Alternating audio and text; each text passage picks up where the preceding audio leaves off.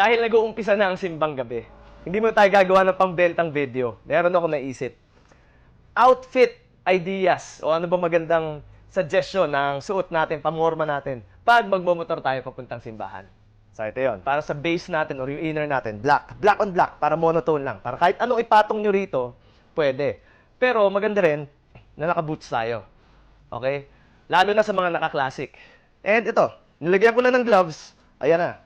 So, iba na datingan natin yan pag nakamotor.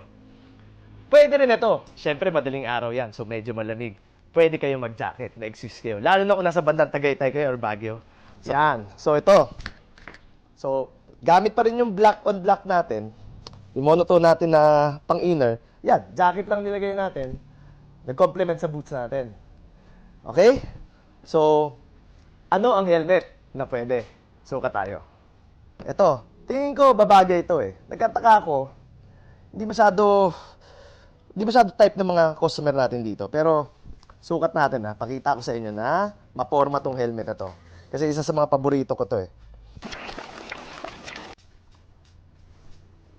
Yan. Kaya gusto ko to kasi hindi masyado malaki tingnan ng ulo mo pag suot mo. Mas napaka-porma. Tapos syempre, tatanggalin mo yan. Tanggal mo yan, ayos ng buhok. So, importante na meron kayong baong wax din. May mga maliliit na wax yan. Para kung gumuluhan yung buhok mo, dali lang ayusin. So, yan. So, marami pa kami stocks na to.